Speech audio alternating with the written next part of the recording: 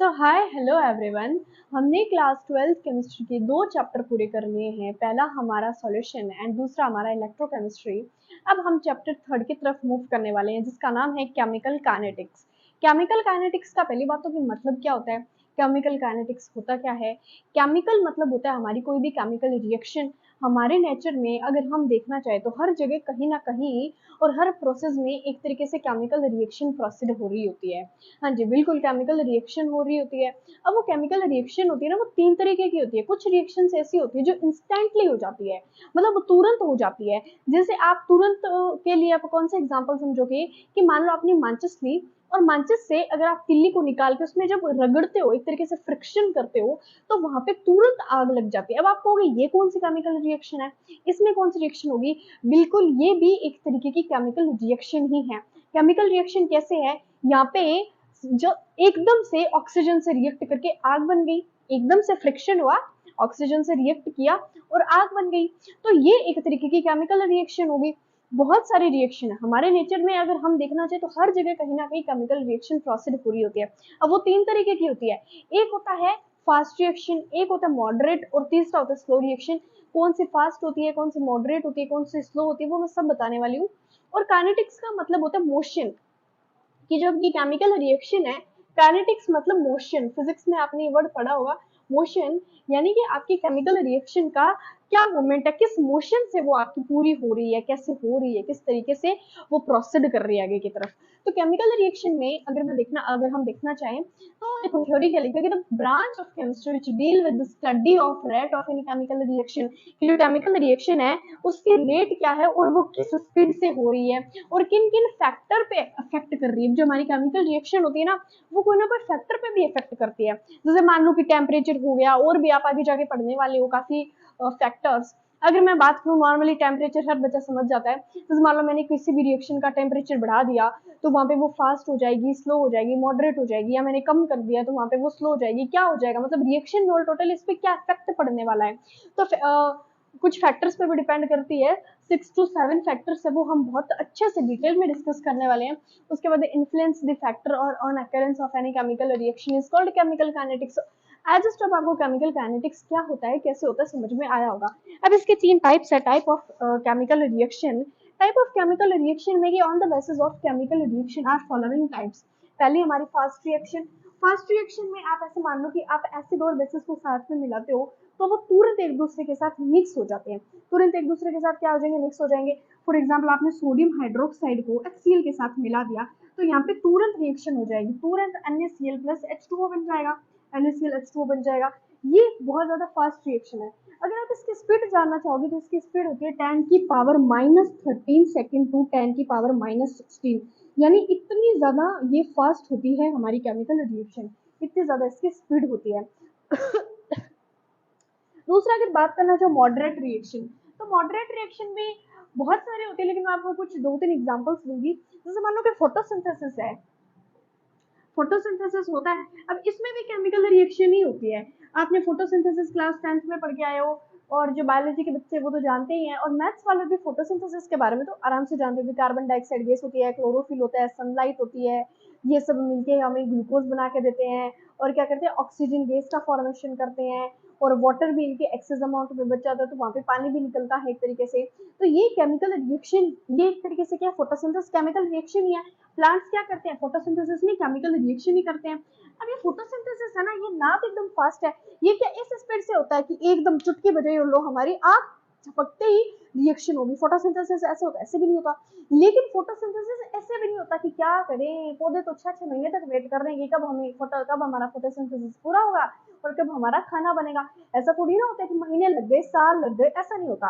Moderate reaction होती है, यानी कि ये इंस्टेंट भी नहीं होती और बहुत ज्यादा स्लो भी नहीं होती, मॉडरेट एवरेज टाइम लेती है ये रिएक्शन को पूरा करने में। ठीक है, तो इसको ना तो मैं फास्ट इंस्टेंट बोल सकती ना ही स्लो बोल सकती, तो फोटोसिंथेसिस का मॉडरेट में ले सकते हो। उसके बाद स्लो रिएक्शन, स्लो भी होता है rusting of iron, rusting of iron, जैसे लोहे पे जंग लग जाना। और coal and petroleum, coal and petroleum आपने एसएसटी में पढ़ा होगा, renewable non renewable, oh my god केमिस्ट्री के अंदर एसएस किया गया ना। कोल एंड पेट्रोलियम, इनको बनाने में लाखों साल लग जाते हैं, इनका फॉर्मेशन करने में, है ना। बहुत ज़्यादा साल लगते हैं, बहुत टाइम लगता है। उसके बाद रस्टिंग ऑफ आयरन है, ये जो हमारा आयरन होता है उस पर रस्ट आना, रेड कलर का हो जाना, ब्राउन कलर का हो जाना, ये कलर फॉर्म्ड होने में ऑक्सीजन के साथ धीरे धीरे रिएक्ट करता है, फिर वाटर का फॉर्मेशन होता है, आयरन ऑक्साइड। इन सब चीज़ों में बहुत ज़्यादा टाइम लगता है, ये लंबा टाइम लेती है रिएक्शन को पूरा करने के लिए। लंबा मतलब लाखों साल वगैरह नहीं लगता, आपको भी पता होगा, महीने साल इतना तो लग ही जाता है। तो ये हमारा कुछ इंट्रोडक्शन। अब मैं बात करूंगी रेट ऑफ रिएक्शन के बारे में। चलिए देखते हैं रेट ऑफ रिएक्शन क्या होता है। अगर रेट ऑफ रिएक्शन का पहले तो फॉर्मूला बनाना चाहिए, थ्योरी से पहले फॉर्मूला बनाना चाहिए, क्योंकि फॉर्मूले में ही आपकी थ्योरी है। Concentration change of reactant and product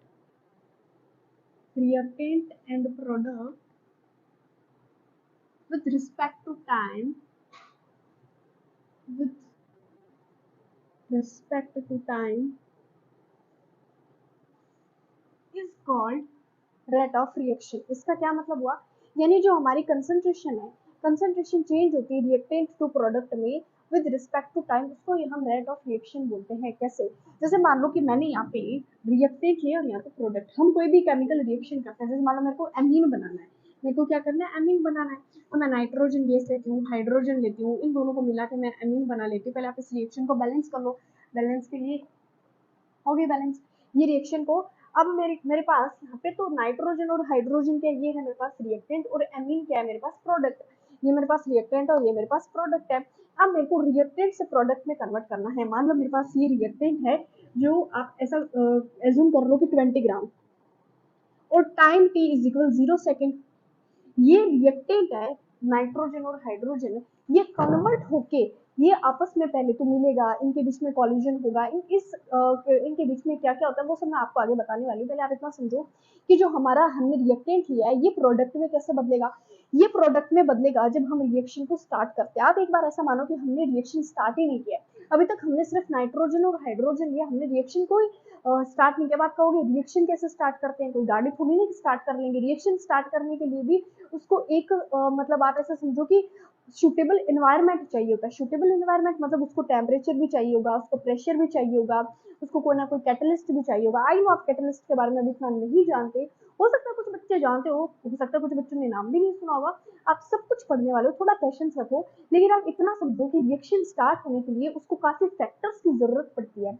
जैसे हम गाड़ी को स्टार्ट करते हैं तो उसके लिए उसमें ऑयल होना चाहिए, उसमें बैटरी होनी चाहिए, इंजन वगैरह हर चीज उसमें सुटेबल, उसके कंफर्ट जोन के हिसाब से, उसके सुटेबल एनवायरनमेंट के हिसाब से होनी चाहिए। वैसे रिएक्शन में होता है कि आपको उसको पूरा फैक्टर, जो भी फैक्टर्स की उसको नीड है वो पूरा फैक्टर आप दे रहे हो या नहीं दे रहे हो। तो आप ऐसे समझो कि t इज इक्वल 0 सेकेंड, अभी हमने रिएक्शन स्टार्ट नहीं किया। अब आप ऐसे मानो कि t इज इक्वल 5 सेकेंड, मान लो मैंने रिएक्शन को स्टार्ट कर दिया। अब मैंने रिएक्शन को स्टार्ट करके मैंने उसको कहाँ तक लेके गई, जब t इज इक्वल 0 सेकेंड पे था तो मेरा प्रोडक्ट में 0 ग्राम था, मतलब जो हम एमीन बनाना चाहते वो भी बनना नहीं था, 0 पे था। अब मैंने रिएक्शन स्टार्ट कर दिया है, अब मेरी रिएक्शन स्टार्ट किया, मेरे को 5 सेकंड हो गए। बात होगी इतना जल्दी होता है, 5 सेकंड में बदल जाएगा।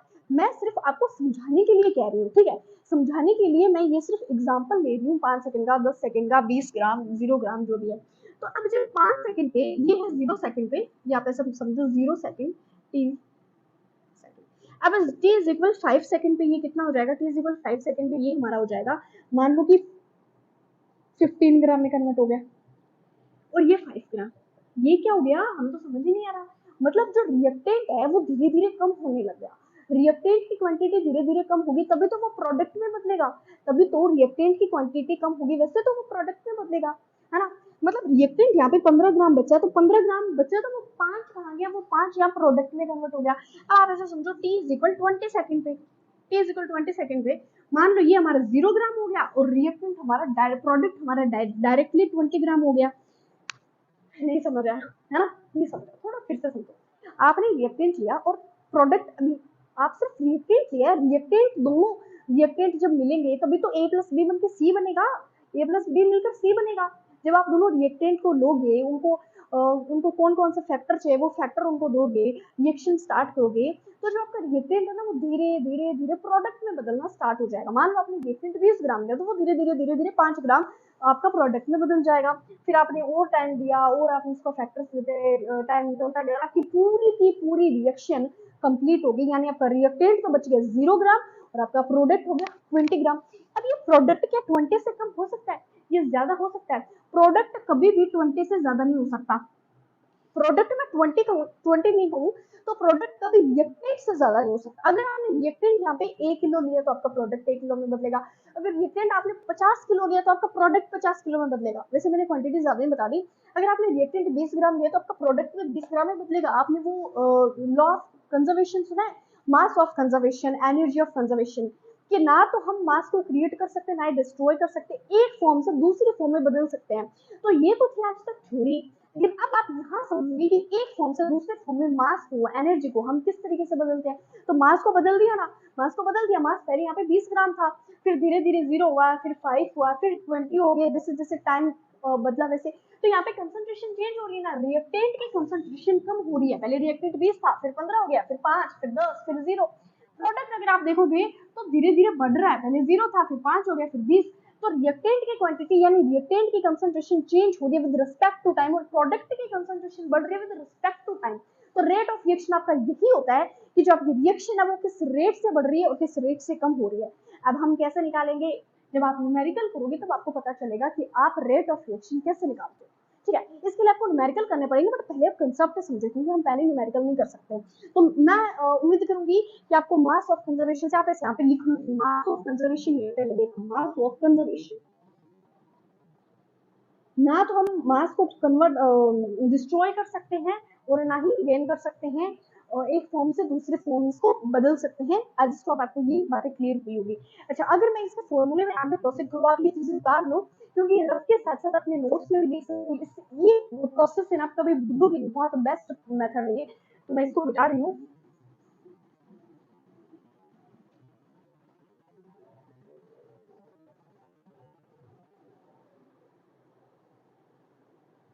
अब रेट ऑफ रिएक्शन, अगर इसको मैथमेटिकल फॉर्म में लिखना चाहिए, अगर इसको मैथमेटिकल फॉर्म में लिखना चाहिए तो कैसे लिखोगे कि पहले तो आप देखो कि मान लो यहाँ पे चेंज ए अपॉन में डेल टी, ए प्लस बी मिलके हमारी रिएक्शन बना रहे थे सी।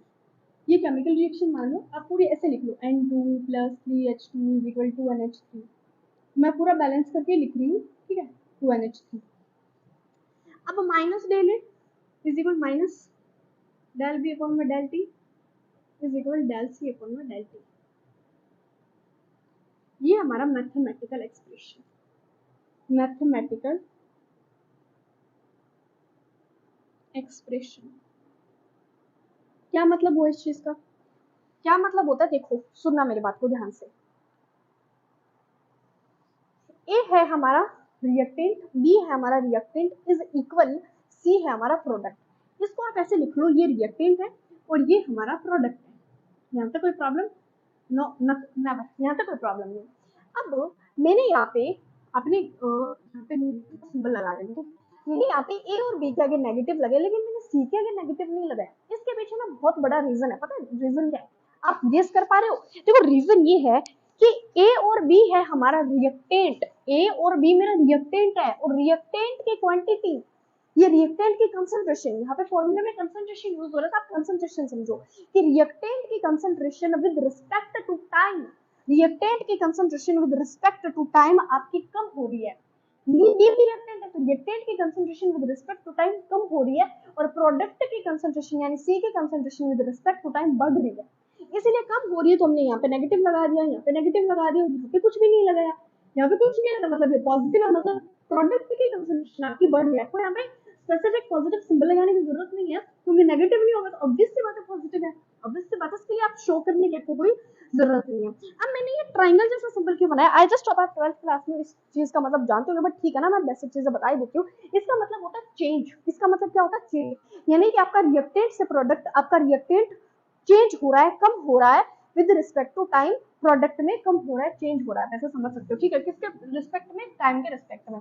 अच्छा, आप इसकी यूनिट निकालना चाहोगे तो यूनिट कैसे निकलेगी, unit concentration of, concentration change of reactant and product है। कंसंट्रेशन का फॉर्मूला पढ़ के आए हो ना, कंसंट्रेशन क्या होती है, अरे कंसंट्रेशन नहीं जानते, सांद्रता एक तरीके से। अरे सांद्रता हिंदी मीडियम का आप बता दिया आपने, तो जैसे मान लो कि आपके पास ये है, ठीक है, अब इसका कोई ना कोई एक तरीके से अमाउंट है, कोई ना कोई क्वांटिटी है, 20 ग्राम है, तो 20 ग्राम इसकी एक तरीके से कंसंट्रेशन ही मान लेते। मैं कंसंट्रेशन वर्ड यूज करूँ तो कंफ्यूज मत होना, वैसे भी कंसंट्रेशन सॉल्यूशन चैप्टर में कितना पढ़ के आए हो आप, कितनी बार, फिर इलेक्ट्रोकेमिस्ट्री में भी यूज हुआ है, तो कोई न्यू वर्ड तो है नहीं, ठीक है। तो कंसंट्रेशन का अपना फॉर्मूला होता है mole upon millilitre, mole upon millilitre होता है, और आपके टाइम का फॉर्मूला होता है सेकंड। तो यूनिट अगर आप इसको ऊपर लेके जाओगे तो मोल लीटर इनवर्स, ऊपर ले तो नेगेटिव हो जाएगा, और सेकंड इनवर्स, ये होता है आपकी यूनिट, जो बहुत ज्यादा इंपॉर्टेंट है, किसकी है, आपके रेट ऑफ रिएक्शन की है। अच्छा, मैं कुछ एक दो एग्जांपल और करवाना चाहूंगी, ये आप स्क्रीनशॉट ले लो, इसका मैं साइड हो गई हूँ, एक दो कुछ एग्जांपल्स वगैरह मैं और करवाना चाहूंगी कि आप कैसे इसको पूरा करोगे। चलो देखते हैं।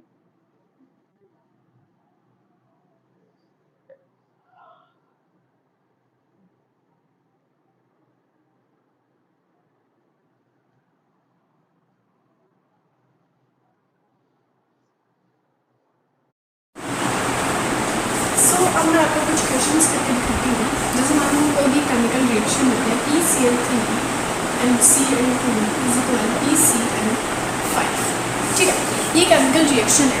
अगर किसी बच्चे को इनका नाम जानना तो वो नाम अपनी नोटबुक में नोट डाउन कर सकता है। P हमारा phosphorus atomic number 15, atomic mass 30। मैं कुछ बेसिक चीज़ें साथ में बताती हूँ छोटी हूँ। P हमारा फॉस्फोरस है, तो इसमें इसके साथ 3 क्लोराइड अटैच है, तो इसके लिए हम क्या बोलेंगे, फॉस्फोरस ट्राइक्लोराइड, और ये इधर क्लोरीन है ही, और ये हो जाएगा फॉस्फोरस पेंटा, 5 क्लोराइड है तो फॉस्फोरस पेंटा क्लोराइड। यहाँ तक क्लियर? चलो अब देखो, अब हम इसको मैथमेटिकल एक्सप्रेशन जो हमने इससे पहले देखा उसको हम कैसे लिखेंगे, माइनस लगा दिया डेल PCl3 अपॉन में del T is equal minus del Cl2 upon में डेल T, यानी कि जो आपका रिएक्टेंट है, ये आपका रिएक्टेंट है और ये आपका प्रोडक्ट है, ये reactant with respect to time कम हो रहा है, रिएक्टेंट की concentration with respect to time कम हो रही है, और डेल PCl5 अपॉन में डेल T, ये क्या होना पड़ रहा है, जिसका भी पॉजिटिव है। जिस जो आप एक इक्वेशन और देखो, हमने एमिनो वाले भी देखे, N2 + H2 is equal to NH, ये NH3, और द्रव में बस बैलेंस केमिकल इक्वेशन। अब है ना, आप मतलब ऑलमोस्ट बच्चे इसमें पता है क्या करते हैं, वो डायरेक्ट क्वेश्चन करना स्टार्ट कर देते हैं कि माइनस डेल N2 अपॉन में डेल T और is equal minus del H2 upon में डेल T, बट को गलत करते हैं। मतलब इस इक्वेशन को देखो, ये बैलेंस है या नहीं, यहाँ पे 2 हाइड्रोजन है, यहाँ पे 2 नाइट्रोजन है, यहाँ पे 1 नाइट्रोजन है, 3 हाइड्रोजन, बिल्कुल ही बैलेंस नहीं है।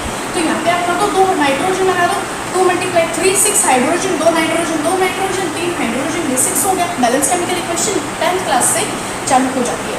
ये हमने पहले केमिकल इक्वेशन को बैलेंस करना है। बैलेंस करने के बाद माइनस 1/3 डेल H2 अपॉन में del T is equal 1/2 del NH3 upon में डेल T।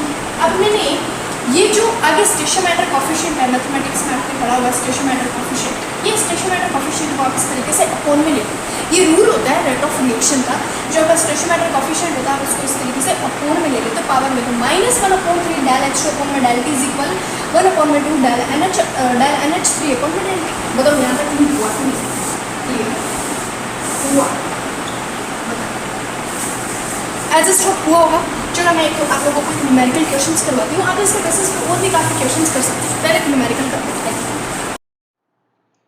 सो अब हम एक न्यूमेरिकल के बारे में डिस्कस करने वाले हैं कि रेट ऑफ रिएक्शन के बेसिस पे किस टाइप के न्यूमेरिकल्स आते हैं। ये कंफ्यूजन रहता है ना, इससे पहले कंफ्यूज हो रहा था कि कैसे न्यूमेरिकल्स आएंगे, कैसे करेंगे, रेट ऑफ रिएक्शन को कैसे समझे। अब एक ही न्यूमेरिकल कर लोगे ना, उसके बाद सारे डाउट क्लियर हो जाएंगे, ठीक है। तो क्वेश्चन क्या कहता है कि फॉर अ रिएक्शन, पहली बात तो हमें एक रिएक्शन दे रखी है, यहाँ पे ये है हमारा रिएक्टेंट और ये है हमारा प्रोडक्ट, और यहाँ पे देखो, आप देखोगे तो मास कंजर्वेशन लॉ लग रहा है कि 2A + 1B = 3C, यानी जितना रिएक्टेंट लिया उतने रिएक्टेंट से उतनी क्वांटिटी का रिएक्टेंट हमारा प्रोडक्ट में कन्वर्ट हो गया, ठीक है। अगर आप समझना चाहो तो अगर 3 मोल हमने रिएक्टेंट लिए तो 3 मोल ही हमें प्रोडक्ट मिला है, ठीक है। ये आगे जो 3 स्टेशोमेट्रिक कोएफिशिएंट लिखा है, इसको हम मोल्स में कंसिडर करते हैं ना, 11th क्लास में पढ़ के आए हो आप। उसके बाद हमें क्वेश्चन क्या कहता है कि रेट ऑफ अपीयरेंस, पहले बात तो यहाँ पे एक अपीयरेंस वर्ड लिखा और दूसरा यहाँ पे लिखा डिसअपीयरेंस। अपीयरेंस डिसअपीयरेंस वैसे आप इंग्लिश मीडियम के बच्चों तो पता ही होगा। अपीयरेंस मतलब होता है अपीयर होना, प्रतीत होना, मतलब कि रिएक्टेंट से प्रोडक्ट कितना बना है, रिएक्टेंट मैंने बताया था कि कम होता है विद रिस्पेक्ट टू टाइम और प्रोडक्ट बढ़ता है विद रिस्पेक्ट टू टाइम। तो रिएक्टेंट की क्वांटिटी कम होगी और प्रोडक्ट की बढ़ेगी, तो प्रोडक्ट अपीयर होगा, प्रोडक्ट बनेगा और रिएक्टेंट हमारा खत्म होगा। तो मैं क्या कि रेट ऑफ अपीयरेंस ऑफ सी यानी प्रोडक्ट सी है तो वो कितना बनेगा एट अ टाइम। तो पहले तो आप इस रिएक्शन को रेट ऑफ रिएक्शन के फॉर्म में लिखो सॉल्यूशन। अगर आप इस रिएक्शन को रेट ऑफ लॉ के फॉर्म में लिखोगे तो कैसे हो जाएगा, -1/2 डेल ए अपॉन में डेल टी।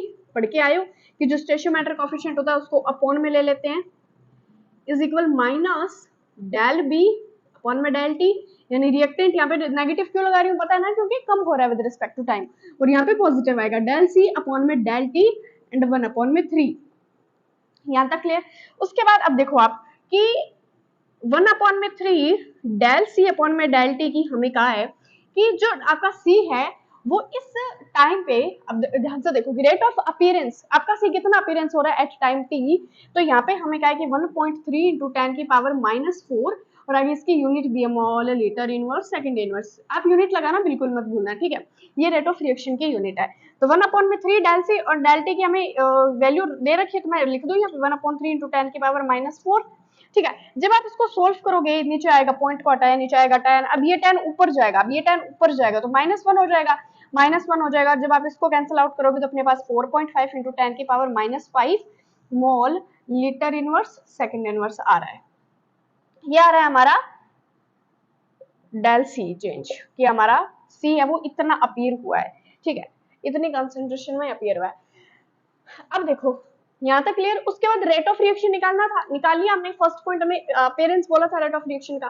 सेकंड पॉइंट क्या कहता है कि रेट ऑफ डिसअपीयरेंस, आपको डिसअपीयरेंस की रेट निकालनी है। तो रेट ऑफ डिसअपीयरेंस जो कम हो रहा है विद रिस्पेक्ट टू टाइम, तो कम यहाँ पे हमारा ए भी हो रहा है बी भी हो रहा है, आपको जो अच्छा लगे वो ले लो। मान लो अगर आप ए ले लेते हो तो rate of reaction is equal -1/2 del A upon में del T. Rate of reaction की वैल्यू रख दो 4.3 इंटू 10 की पावर -5 और is equal -1/2 del A upon में डेल टी। अब ये 2 इधर डिवाइड में उधर जाएगा मल्टीप्लाई में हो जाएगा तो कितना हो जाएगा 8.6 इंटू 10 की पावर -5, am I right? हाँ, और इज इक्वल ये माइनस का हो जाएगा डेल ए अपॉन में डेल टी, क्योंकि जो आपका डेल ए अपॉन में डेल टी है वो इतना डिसअपीयर हो रहा है और आपका डेल सी इतना अपीयर हो रहा है। तो मैं उम्मीद करूंगी कि आपको ये जो न्यूमेरिकल क्वेश्चन है वो समझ आया होगा।